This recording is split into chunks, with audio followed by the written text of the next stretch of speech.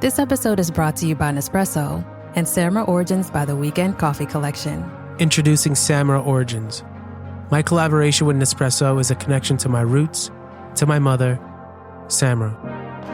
Coffee that hits the right notes. It transports you. Crafted with unique notes and bold soaring flavors. Experience a taste that moves you. Nespresso and Samra Origins. Discover more at Nespresso.com. The family that vacations together stays together. At least, that was the plan. Except now, the dastardly desk clerk is saying he can't confirm your connecting rooms. Wait, what? That's right, ma'am. You have rooms 201 and 709. No, we cannot be 5 floors away from our kids. The doors have double locks. They'll be fine. When you want connecting rooms confirmed before you arrive, it matters where you stay. Welcome to Hilton. I see your connecting rooms are already confirmed. Hilton, for the stay.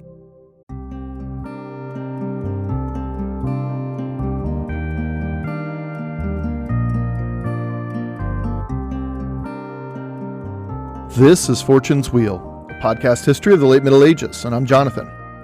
Your time is your greatest currency, make no mistake, and this fact of life does not go unnoticed by the creators on whom you spend your time. So thank you for spending your time listening and learning along with me on this podcast.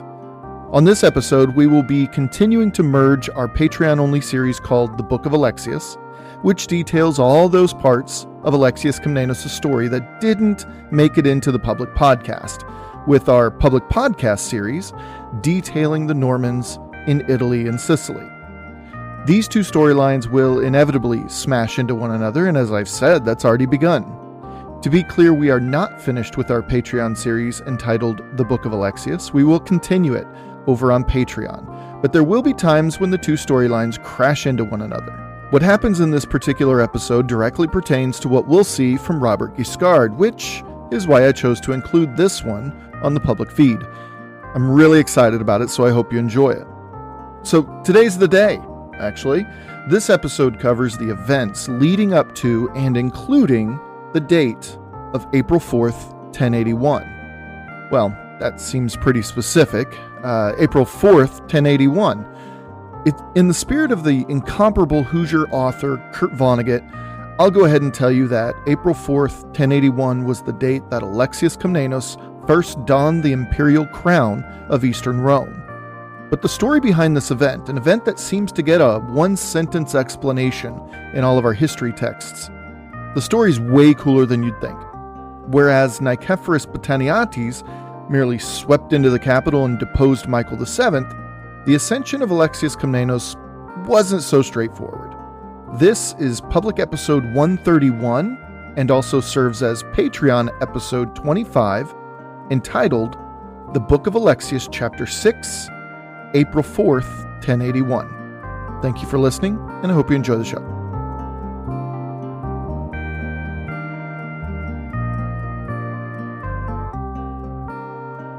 Nicephorus Melissenus, brother-in-law of Alexios and Isaac Komnenos, was marching on Constantinople.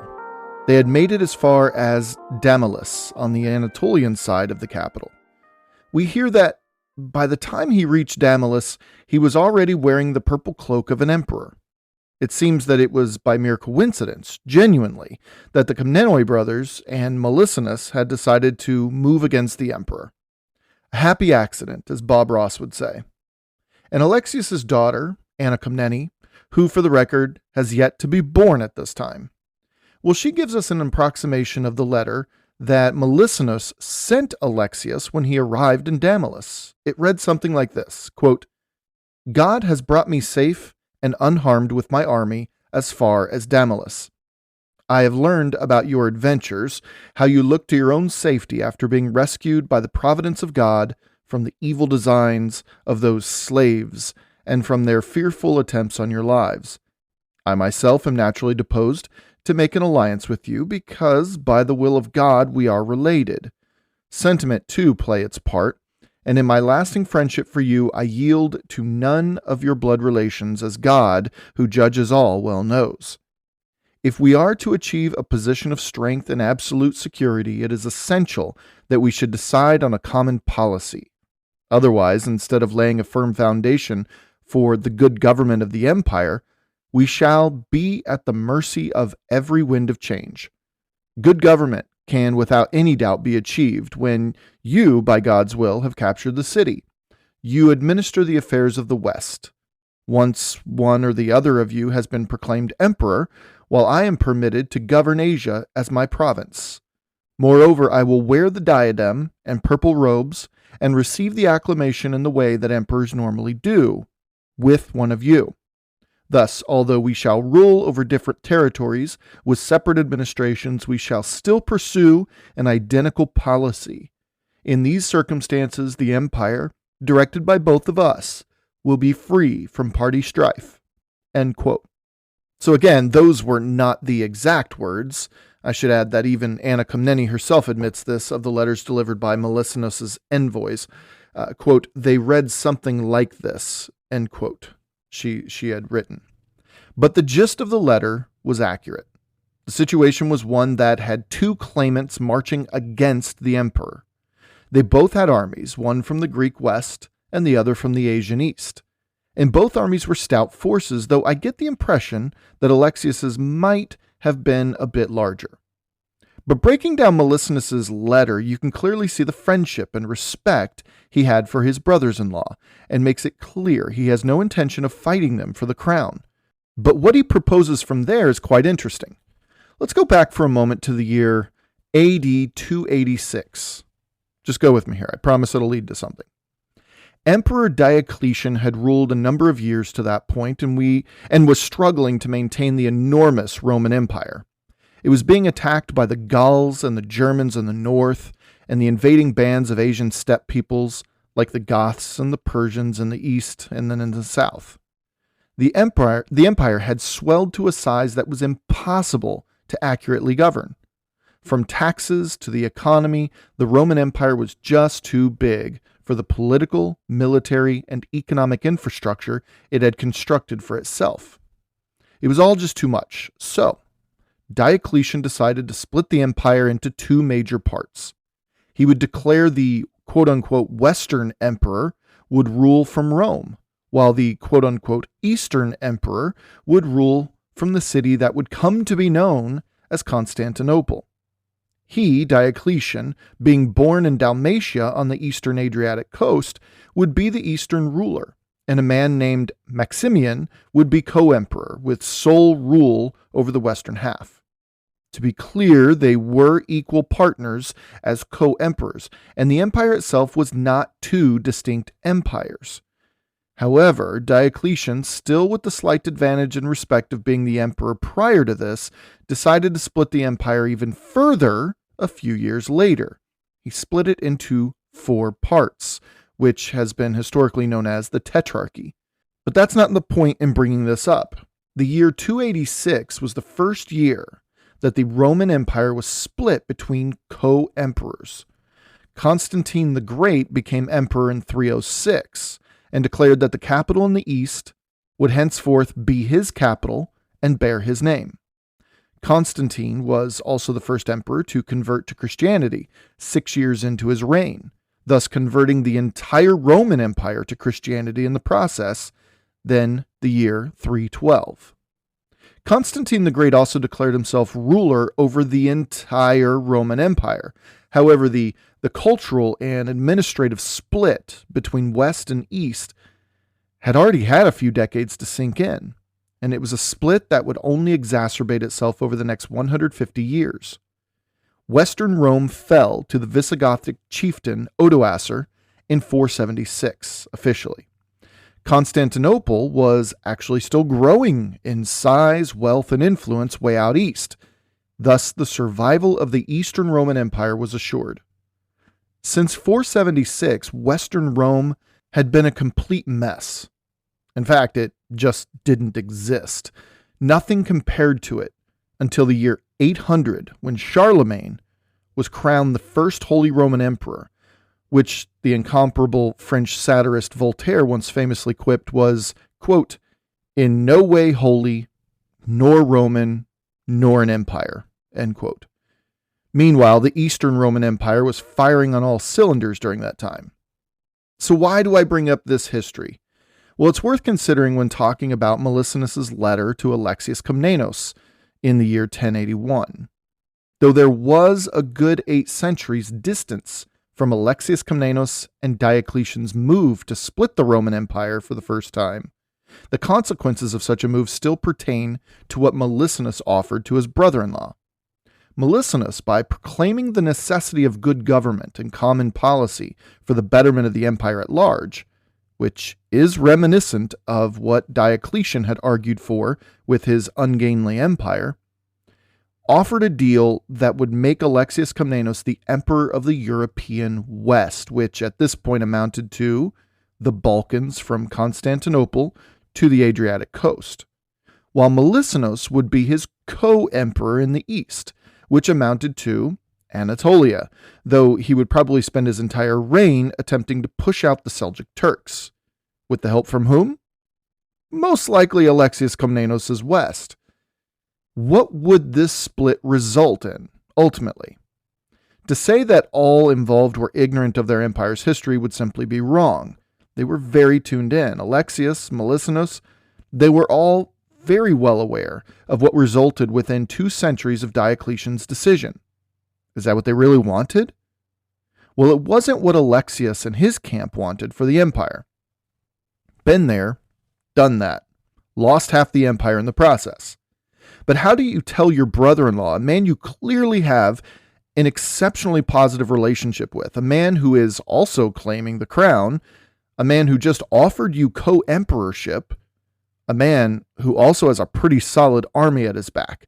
How do you tell that man you're not interested in sharing power? The envoys were forced to wait a day for an answer, but the next day, when Alexios and Isaac and John Ducas had them come into their tent for a discussion, Alexios called it, quote-unquote, an impossible proposal. But the envoys would need to wait as they needed time to deliberate. It was at this point that Alexios' armies entrenched themselves within sight of the capital. Over the course of the rest of the day, they sent tiny bands of cavalry at the walls just to pester the guards and rattle the residents. The next day, so this is the 3rd day after the envoys arrived, the envoys were notified of Alexios' decision. Melissenus was to be made the rank of Caesar, but that was the highest he would be afforded. Now, this is still a pretty amazing offer, as the Caesar was the 2nd highest rank in the empire at the time.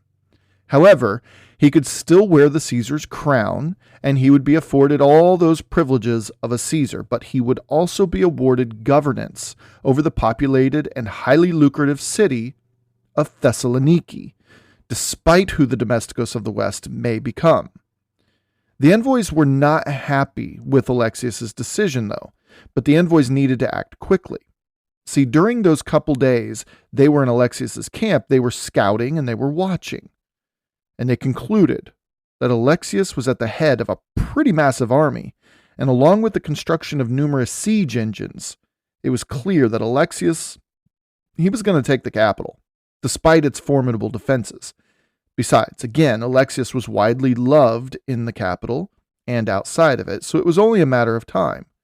The envoys knew that if they dawdled or argued or just left, they would jeopardize Melissenus' chances at some sort of agreement. Before the envoys left, they sought assurances in the form of writing. They wanted the counteroffer in writing with Alexios' seal on it, guaranteeing what was negotiated. And they wanted it in purple ink to boot. So, pretty official, I guess. So, funny story about that. All indications were that Alexios was going to take the capital anytime. Emperor Nicephorus III was doing next to nothing to stop the harassment on the walls, and the people weren't putting up much of a resistance either. Alexios had a secretary who composed all of his correspondence for him. This man's name was George Manganese. George Manganese was a pretty bright bulb, and George Manganese was a bit of an internet troll himself. The envoys here, after 3 days of waiting on Alexios' answer, were in a bit of a rush to return to Melissenus, lest Melissenus thought they abandoned him. But George Manganese could see that one change in the situation could alter the entire deal irrevocably. So, Manganese decided to sit on it. Anna Komneni writes of this man, quote, Manganese was a dissembler with a remarkable flair for discerning the future and extracting some profit from the past. He was good at estimating accurately the situation of the present, cunningly altering it to suit his own purposes and obscuring certain things certain things to his own advantage. End quote. Now, on the first day, which was the envoy's fourth day in Alexios's camp, Manganese claimed he was just too tired. He'd put too much work in that day and just needed to have the energy to compose the letter to Melissenus. On the second day, Manganese reports to the envoys that afternoon that, you know what? I had the whole thing written out and signed even by Alexios in expensive purple ink and all. And wouldn't you know it, a tiny little ember from my candle wick took flight and just happened to land right there on the letter. The entire letter just, poof, went up in flames. Another day went by, and another excuse from Manganese why the letter wasn't ready yet, and in this way he delayed giving the envoys Alexios' promise. Now in the meantime, Alexios had his army shift around the various towns and cities in the suburbs of the capital, from Skitsa to Eratai. Now in this low plateau looking over a plain before the walls of Constantinople, completely devoid of trees, but fresh water flowing, as Anna Komneni says, quote-unquote, at all times, which is always good for an army, we see Alexios take advantage of the local buildings, the grand estates built there quite recently by Romanos IV, for a little quiet time away from the bustling capital. Inside the capital, however, things were only heating up with each passing day. Anna writes, quote, Botaniates realized that the rebel army of the Komnenoi was very numerous, extremely diverse, and was already closing in on the gates of the city. He was also aware that Nicephorus Melissenus was near Damalis with an army no less powerful and with equal pretensions to the throne. His position was desperate. It was impossible to resist on two fronts. Botaniates' spirit had been chilled by old age. However brave he had been in his youth, he only breathed freely now as long as the walls protected him, and he was becoming more and more frightened, thinking seriously about abdicating. End quote. And then she added one haunting line. She says, quote unquote, everything pointed to a total collapse. No one should have to choose between their own safety and their pets. But nearly half of domestic abuse survivors delay leaving because they can't bring their pets with them. Purina is helping to create more pet-friendly domestic violence shelters through the Purple Leash Project, so survivors and their pets can escape and heal together. Visit Purina.com/purple to learn more. Big news! Sephora is now on Uber Eats. So if you find yourself facing a beauty emergency, like needing a last-minute gift, or you're just out of your favorite mascara, again, don't panic. We got you. Order now and get $10 off on Sephora orders of $50 or more on the Uber Eats app. Order now. Offer ends October 30th. One order per customer. Additional terms apply. See app for availability. Delivery fees may apply. Now, Alexios, on the other hand, wasn't so sure that anything was imminent. He knew the dangers of what he was doing. He knew the strength of Constantinople's walls and defenses. And he knew that his army, being made up of mostly of foreign mercenaries, well, they were bound to begin challenging his rule if he wasn't making any moves. It was inevitable. This always happened. One morning, he marched in Caesar John Ducas's tent and declared the following. Going through the walls was simply not an option, so he would need funds and free rein for promises. He was going to use a page out of the old Alexios Komnenos playbook, manipulation. Side note, you might be wondering from earlier why Alexios would promise Melissenus the title and rank and honors of Caesar if he currently had one in his camp already, in John Ducas. Anna's next quote will iron that answer out, but part of Alexios's plan involved John Ducas to scout out the defenders on the walls that could be easily manipulated, which would require Alexios and John to ride around the city's walls. Anna writes the following, quote, John was annoyed at this command, for he had only recently adopted monastic garb, and he knew he would be laughed at by the soldiers on the walls and ramparts if he came near them in such a dress. And this is just what did happen, for when he followed Alexius against his will, they immediately spotted him from the walls and sneered at, quote-unquote, the abbot, with certain ribald epithets. John scowled, and although inwardly felt the insults, he made light of it and devoted all his attention to the task in hand. This is the way with men of strong character. They stand by their decisions, heedless of outside circumstances. End quote. So in the middle of this historic moment in which Nicephorus III was being overrun by Alexios Komnenos, we have this little story about an old man, a man of great wealth and prestige for decades, and really well known too, who's afraid of being laughed at and made fun of. People never change, do they? It's only the times that do. What John Ducas found would greatly influence Alexius's next move. John found 3 distinct groups of defenders on those walls, a regiment called the Immortals, which were uniquely Roman, so, native Greeks, you could say. There was a group of Varangians on the wall, who by this time were largely sword-wielding Anglo-Saxons with a smattering of axe-wielding Rus Vikings. And then there were the Nemitsoi, who were a Germanic people who had long served the Eastern Roman Empire. John Ducas advised against attacking the Immortals, in that Alexius would need their support when he took the reins. The Immortals were the elite fighting force of the empire, though they don't get nearly as much airtime as the next group John Ducas advises against attacking, the Varangians. The Varangian Guard, as we know, had a century-long history of being the closest team of bodyguards on the battlefield and in the halls of the Great Palace, guarding the emperor from enemies both foreign and domestic. One may easily, with a high amount of accuracy, compare them to the Praetorian Guard of the Roman Empire's earliest centuries. It would simply be foolish to attack or manipulate the Varangians and then suddenly expect them to protect you a day later. So John Ducas, with absolute certainty, suggests manipulating the Nemitsoi, the fierce contingency of northern Germanic warriors.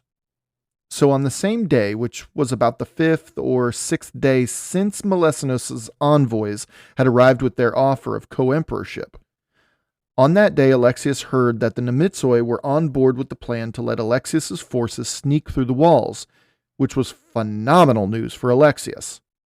And also on that same day, George Manganese, Alexius' secretary, remember, George Manganese was approached by the rather steamed envoys, and they demanded the letter from Alexios with his promise to Melesinos. But gosh, see, here's the thing, guys. I'm really sorry, but even though the letter has been written, it seems the pen needed for Alexius to sign the letter that had gone missing. It's so weird. It was all a big charade at this point, but funny in many ways too. The envoys, beyond miffed at this point, stormed out of George Manganese's tent and into Alexios Komnenos' tent, where they told the emperor to be the situation. They then demanded a letter so that they may head back to Melesinos. Alexios answered, quote, "Now that we have the city in our power, we are, with God's help, going to take full possession of it. Go away and tell your lord and master that, and add that if all goes according to our hopes, with him at our side, everything will be arranged to suit his and our convenience without any difficulty." End quote. So then there's Georgius Palaiologos. He was then sent to the leader of the Nemitsoi to arrange things. Remember, Georgius Palaiologos was the brother-in-law to Alexius and Isaac. Anna writes, quote, "The plan was as follows. When they saw the signal, they were to hurry inside the city the moment he had gone quickly up the tower and opened the gates. Palaiologos undertook this mission eagerly. He was never reluctant to engage in warlike activities and the sacking of cities. Homer called Ares smiter of walls, and the name fit George Palaiologos exactly." End quote. That evening, probably 6 days from the day they encamped outside Constantinople and received those envoys from Melissenos, that day Alexios ordered his army battle ready. He sent George Palaeologos forward with a rather large contingent of soldiers, in rather close proximity to the walls, I might add. Alexios ordered them to make camp for the night and do nothing but rest. He needed them ready. As the sun ducked below the horizon, Georgios Palaeologos took his men to the base of the walls, and the Nemitsoi quietly allowed them up the walls. The next morning, as the sun was rising, Georgios Palaeologos sent a signal from the tower, and Alexios' forces, already in its formation lines and ready to go, began a steady march toward the walls. It was the Thursday before Easter, 1081. When they approached the nearby Carzian gates, it opened, and Alexios' entire army poured into the city without warning. Anna writes, quote, "Once inside, they scattered in all directions, in the main streets, at crossroads, and in alleyways, in their cruelty sparing neither houses nor churches, not even the most sacred sanctuaries. In fact, they gathered from them heaps of booty. They did refrain from murder, but all the other crimes were committed with complete and reckless disregard for decency." End quote. And it was at this point, with Alexios Komnenos' forces pouring in from the northeast and wreaking absolute bloody havoc on Constantinople, it was at this point when Nicephorus III became disillusioned with the idea of an Alexios emperorship, and he sent a messenger to Melissenos begging for him to bring his army to Constantinople to combat the murderous Alexios Komnenos. Anna says, however, quote, "Before the order could be carried out, the city fell." End quote. It turns out Georgios Palaeologos was on the first wave of Alexios' army to flood into the city. We know this. He was on the walls. From there, he took one of his men directly across town to the docks, where they jumped on a boat floating there. He ordered the surprised man in the boat to grab the oars and row them to where the navy was anchored in the harbor. As he approached the other vessels, Palaeologos noticed a man aboard one of the closest vessels, so he ordered the oarsmen to row him there. It turns out that Palaeologos knew the man and was friendly with him. Using his friendship, Palaeologos struck up a conversation and after a minute or two asked to come aboard. Well, unfortunately, as Anna narrates it, quote, "With an eye on Palaeologos' sword and buckler, the man was frightened and replied, 'If I hadn't seen you armed like that, I would have taken you on board very gladly.' Palaeologos agreed to lay aside his shield, sword, and helmet, provided he was allowed to join him." End quote. Having put his shield, sword, buckler, and helmet down, the navy man welcomed Palaeologos aboard. The two men, we're told, even embraced one another as old friends do. However, Palaeologos was on a mission, and once he broke from the embrace, he jumped on the prow of the ship and addressed the handful of Greek men on the deck. He is reported to have said, quote, "What are you up to? Where are you going? You're bringing the most terrible trouble on your own heads. You can see the city is taken. The man who was once your megas domesticus has now been proclaimed emperor. You see his soldiers. You hear the acclamations. There will be no room for anyone else in the palace. Botaniates is a fine man, but the Komnenoi are far too strong for him. His army is numerous, but ours easily outnumbers it. It's wrong then to throw away your lives and betray your wives and children. Come and look around the city. See for yourselves that the whole army is inside the walls. See the standards. Hear the loud cries of acclamation. See Alexios on his way to the palace, already invested with the authority of the emperor. Turn the prow, and in doing so assure him of complete victory. Then join him in person." End quote. It was a riveting speech for sure, and every single man aboard the Byzantine navy vessel was swayed, except for one, Palaeologos' friend, the one who welcomed him aboard. Anna says that he was, quote-unquote, disgusted. Because of this reaction, Palaeologos threatened the man to chain him to the decks or even toss him overboard. The oarsmen soon followed suit, with the other seamen already swayed by Palaeologos, but the man remained obstinate. So, they chained him below the decks as promised. With a full Byzantine naval ship under his command now, Georgios Palaiologos donned his helmet and buckler once more, threw his shield over his back, and sheathed his sword. But the real challenge was yet to come. As he approached the larger group of navy vessels, he rode the ship in close proximity. There, he stood tall and got all their attentions on all these other boats.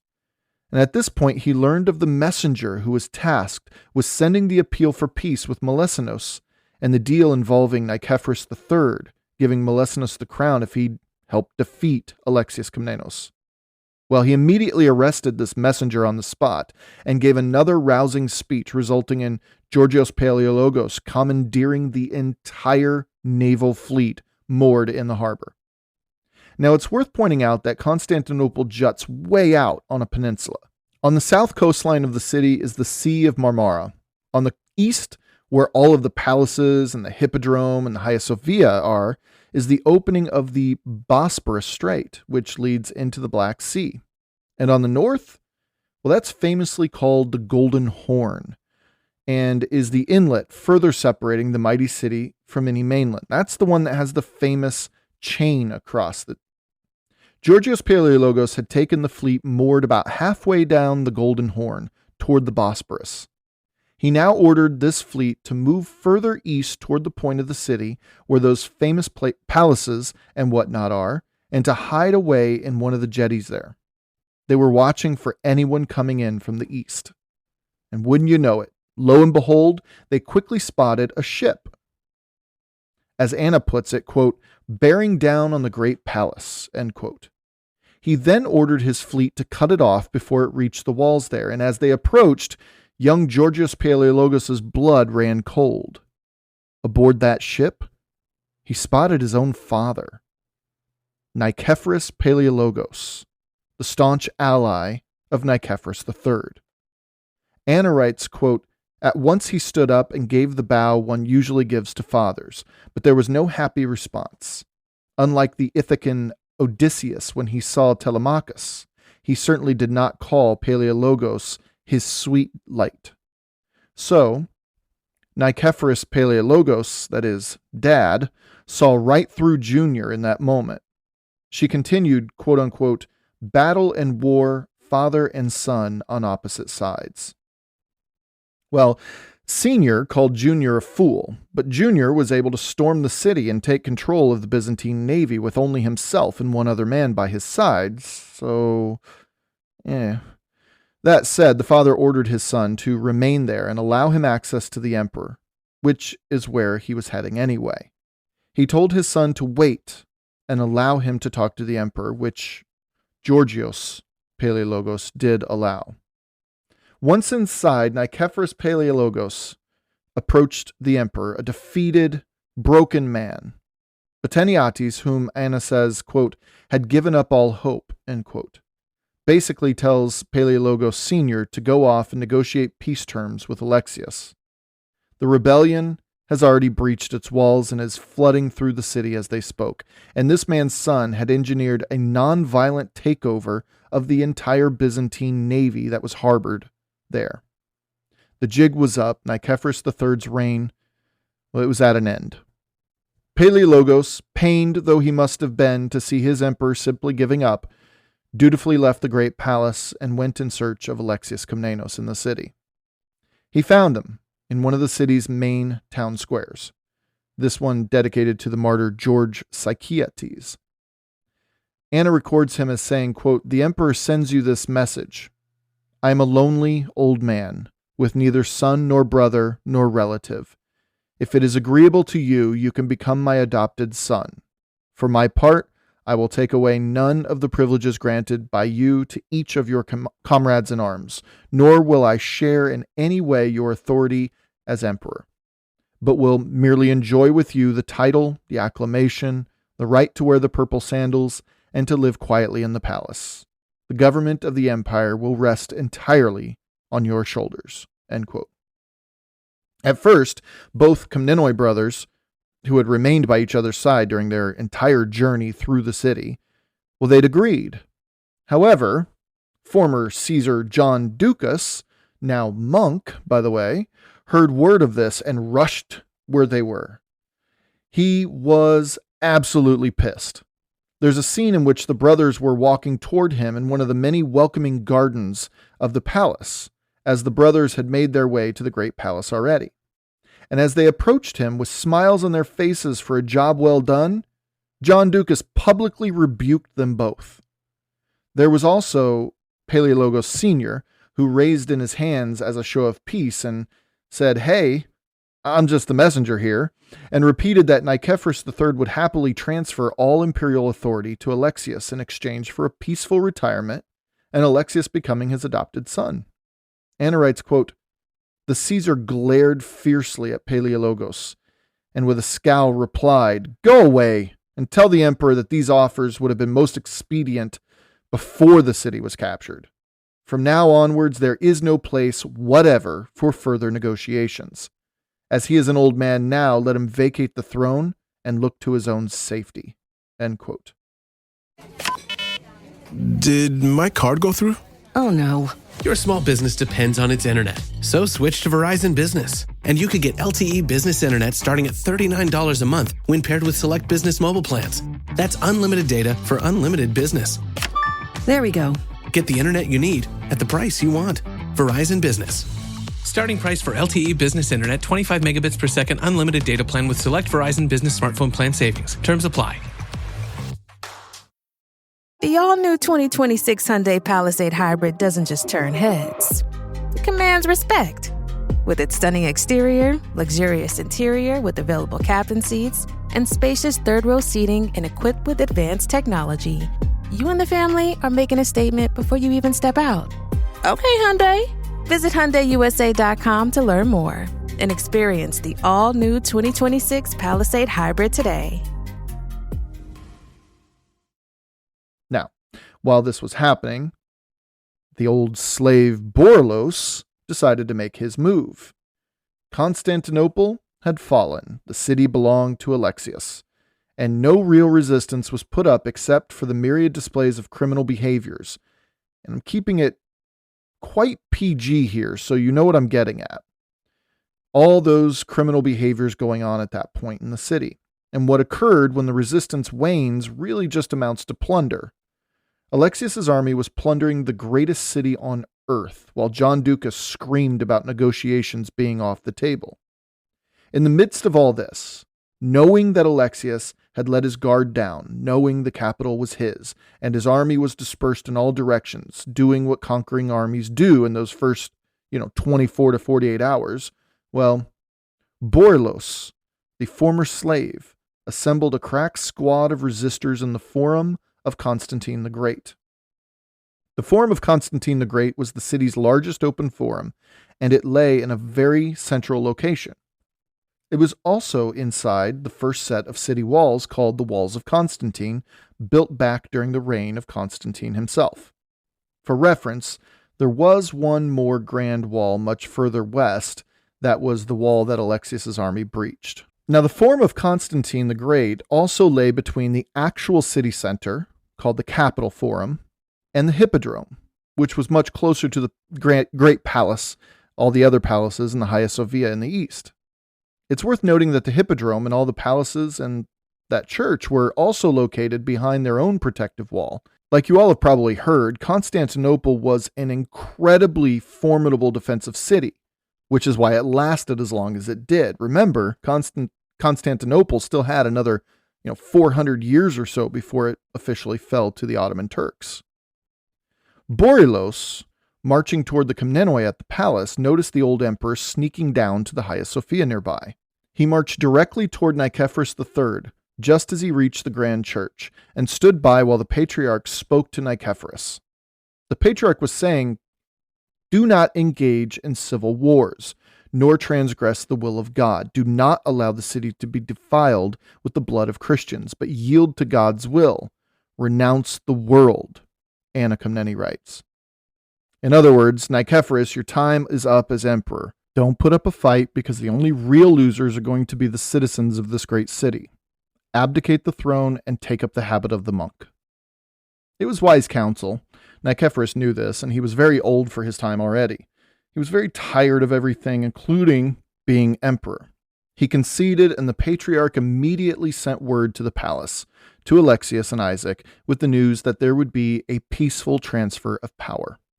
However, Boryilos, driven by rage and greed, looked incredulously at the old emperor. Anna writes, quote, "In the general confusion, Nicephorus III had not noticed that he was still wearing the costume of an emperor. But Boryilos, turning on him and touching the embroidered work fastened around his arm with pearls, wrenched it off, sarcastically remarking in his mocking way, 'This sort of thing really suits us now.'" End quote.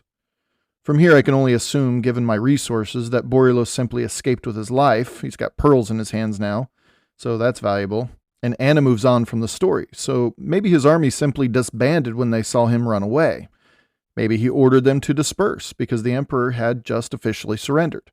Nothing I can find gives me an answer to Boryilos' fate. And that's where his story ends, I suppose. We don't hear from him anymore. As for the Komnenoi brothers, the palace had been seized. They were the new residents of the Great Palace, thus occupying the seat of the Eastern Roman Empire. But the issues of the actual emperor, who they heard had just escaped the palace, was still an issue to resolve.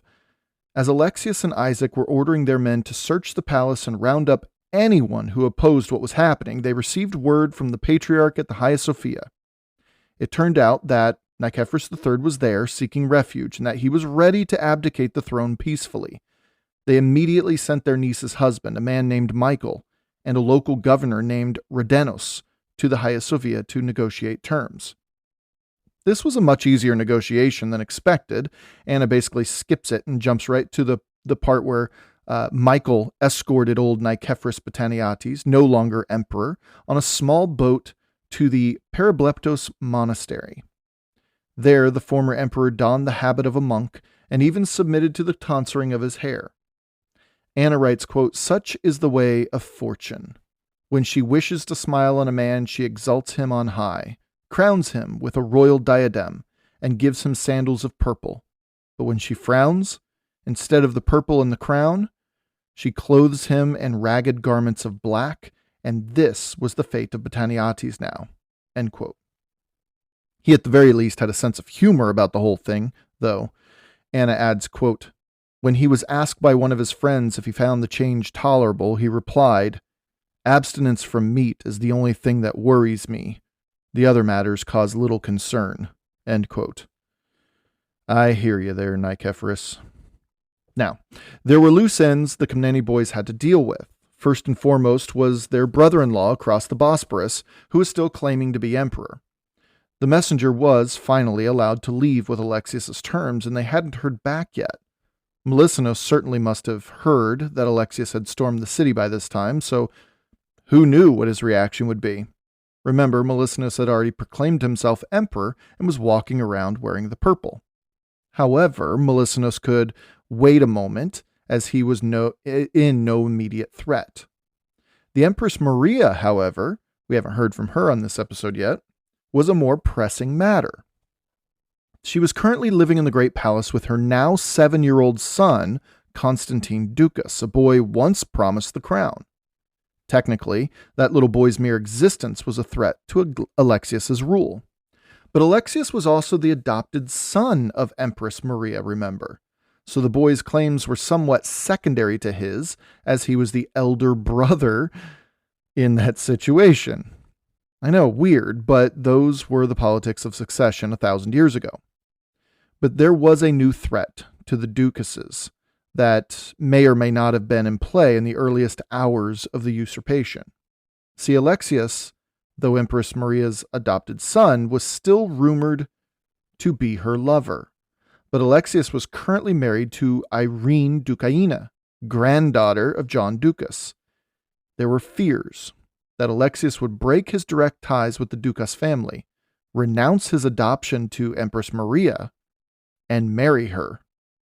This would result in the situation of Eudokia and Romanus IV, if you remember that. Empress Eudokia married Romanus Diogenes and shoved aside her own son Michael, who eventually did become Michael VII. The story was only a decade old at this point. It was very real to all involved. What made matters worse was that the empress was allowed to stay with her young son in her current quarters in the Gymnasium, which, as I've said before, was the wing in the upper palace for women, while Alexius's own wife, now 15-year-old Irene, was forced into the lower palace residences. John Ducas was pretty irate at this news. And there seems to have been a real effort by Alexios to distance himself from the Ducas family, namely his own wife. This would be a week-long affair, something that even Patriarch Cosmas at the Hagia Sophia would be called in to mediate. But in the meantime, Alexios rolled up his sleeves and got to work on, being an emperor. He had a city to settle down, a family to deal with, an ex-empress with whom he'd shared some kind of feelings for, and then there were all those celebrations and festivities and displays of grandeur to plan and execute that any new emperor needed to do. Anna writes, quote, "At sunrise, he entered the palace, and before shaking off the dust of battle and resting his body, applied himself immediately and totally to the consideration of the military position. In everything, he had his brother Isaac as his partner, whom he looked up to like a father, and he shared his plans too with his mother." End quote. However, first and foremost was his army, who was still ravaging the city and its citizens a full day after the initial invasion. Anna tells us, quote, "The rest of the day and all that night he spent in devising ways of ending the indiscipline and license of the soldiers who were scattered over Constantinople in great number, without causing a mutiny. He also wanted to relieve the population of the city from anxiety for the future." End quote. The majority of his army were foreign mercenaries as well, so there was the ever-present danger of them rising up against him.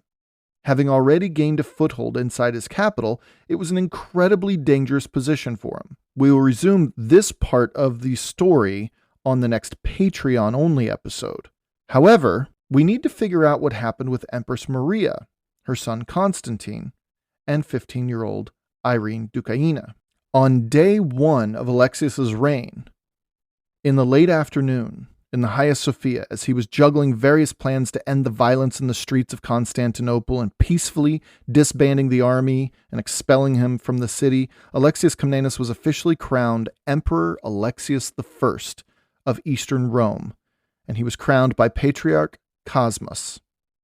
Anna writes, quote, "His broad shoulders, muscular arms, and deep chest, all on a heroic scale, invariably commanded the wonder and delight of the people. The man's person indeed radiated beauty and grace and dignity and an unapproachable majesty." End quote. And the diadem placed upon the man's head was of equally striking appearance. Anna describes it like this, quote, "The imperial diadem, decked all over with pearls and stones, some encrusted, some pendant, was shaped like a half sphere, fitting the head closely. On either side of the temples, clusters of pearls and precious stones hung down, lightly touching the cheeks." End quote. The day was April 4th, 1081, and Alexios Komnenos wore the purple sandals and cloak and donned the crown of the most powerful empire of the European Middle Ages. Over the preceding 6 days, while he managed the empire, most specifically his capital's return to peace and the rewarding of his loyalists, John Ducas was pitching an absolute fit over his granddaughter in the lower palace, while the ex-empress Maria remained in the upper palace with the Komnenoi family. Alexios, to be honest, honorable or not, was keeping his options open. There were 3 main possibilities as to who would serve to be the most advantageous wife for the new emperor. The first option was he could remain with his current wife Irene, a teenager with whom he had nothing in common with, and frankly, a person he didn't exactly get along with. The strains in their marriage were already apparent, and to be honest, getting away from the powerful Ducas family might be good for the Komnenoi. Number 2, the second option, Alexios could marry Empress Maria, a woman just a year or 2 older than him. Whether he was merely an adopted son or something more than that, we will never know, but there was without question a strong connection between the two. In addition to this, Isaac had married her cousin, So this marriage to Maria would strengthen the bond between the two families. Most importantly, though, this bond would tie the emperor to the kingdom of Georgia, way out east, which at the time occupied a heavily traveled and therefore strategically important stretch of mountainous landscape in which the steppe peoples from Asia had been pouring into Anatolia since time immemorial, as we know, resulting most recently in the incredibly dangerous Seljuk Turks. Michael VII got close to capitalizing on this connection with Georgia, but nothing really came of it. Maybe Alexios would be different if he married Empress Maria. And 3, the third option. Now, this one was an absolute long shot, and I'm only mentioning it because it was an option. I'm not convinced, though. Alexios could choose to marry the much older Eudokia, which would connect him to 2 Dukai emperors. Remember, she was the wife of Constantine X and the mother of Michael VII, not to mention the Diogenes family, who still held some sway in things, as she was Romanus IV's wife. She knew the political games played in the capital and would be an invaluable asset to his reign. And if you think she just disappeared, that's just wrong, because John Ducas was really pushing years earlier, for Eudokia to marry Nicephorus III when he took the crown, but instead ended up negotiating Maria doing so, as her son held far higher possibility to become emperor than merely leveraging old ties. This marriage to Eudokia, that is, it went nowhere, but I thought I'd at least mention it. It was out there. Either way, Alexios held out for 1 week until being pressured into a decision. Though his mother, Anna Delicini, held no love for the Ducai family, a grudge she held since the days of her husband, John, and his brother, Emperor Isaac I Komneni, she knew that Irene Dukaina would cause less of a stir in the capital, and keeping both the Ducai and the residents of Constantinople content would be the 2 things Alexios must keep in mind if his reign were to start off on the right foot. So, as it were, on day 7 of Alexios I's reign, his young wife, Irene, was crowned in the Hagia Sophia to much fanfare. These 2, Alexios and Irene, were Anna's parents, and she loved them both dearly. And for a little fun at the end of this episode, this is how she described the new emperor and empress. Quote, "A painter could never reproduce the beauty of such an archetype, nor a sculptor mold his lifeless stone into such harmony. Even the celebrated work of Polykleitos would have seemed to lack the principles of art if one looked first at these living statues, by which I mean the newly crowned rulers, and then at Polykleitos' masterpieces." End quote. Yeah, so biased for sure, but we know they were both pretty beautiful people. That is, Alexios and Irene. So it was fitting that the empire's next great ruling dynasty, that of the Komneni, would begin with 2 very beautiful people. And finally, as for the ex-Empress Maria, who was still living in the upper palace with the Komnenoi family, well, John Ducas arranged for her to appeal to Alexios for a written pledge that she could remain in Constantinople, if not the palace, then somewhere in the complex of palaces. On what grounds she could demand such a thing? Well, first of all, she convinced Patriarch Cosmas to back her appeal to Alexios, which gave it a bit more muscle, but really it came down to this. Her son was both an insurance policy for her and, she reasoned, for Alexios. See, Irene was only just at the age when consummation could start to be talked about occurring, and therefore the couple had yet to conceive an heir, let alone a child at all.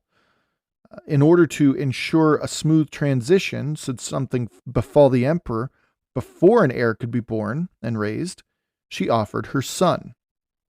Alexios agreed to this proposal, so within days of Irene's coronation, an heir was publicly announced. But it wasn't Irene's child. Constantine Ducas, now only 7 years old in 1081, was allowed to once again don those fancy purple sandals, and he was once again at the top of the hierarchy in line for the crown of Eastern Rome. What a roller coaster ride that kid's had so far, huh? So we leave this episode with this. Alexios Komnenos was now Emperor Alexios I of Eastern Rome. His wife, Irene Doukaina, was officially the empress. The foreign mercenaries inside the walls were still wreaking havoc, but Alexios was working on it, and after a few days it began to wane in intensity. Such are the outcomes of war that people don't readily think about. John Ducas, the powerful former Caesar to 3 emperors, has taken the habit of the monk voluntarily, even before Alexios' attack on the city. But he is now free to, go do monk's things. Isaac Komnenos, Alexios' older brother, was still faithfully at Alexios' side. Maria of Alanya, the ex-empress, and her son, the new heir, Constantine Ducas, were escorted to a safe estate inside the walls of the city near a safe monastery.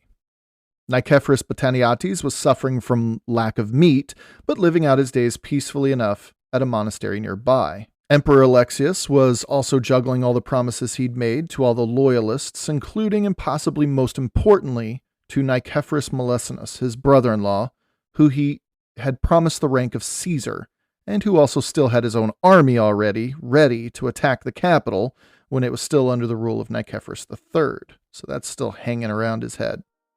And finally, reports of some Western Norman in Apulia banging his sword and shield, screaming across the Adriatic Sea something about how his daughter, Helena, should be empress or something like that. Alexios really wasn't sure, but the storm clouds, though beginning to dissipate over Constantinople, were rapidly gaining strength way out on the western Byzantine horizon. That's right. On the next Patreon-only episode in the series called The Book of Alexios, we will follow Alexios I's first moves as emperor. But on the next public episode, we're switching back. We will see Robert Guiscard take his first steps toward the Byzantine region of Illyrium, the westernmost region ruled by now Alexios I. In a bid to change world history forever, Robert Guiscard was after Alexios' new crown. And I can't wait to tell you about it.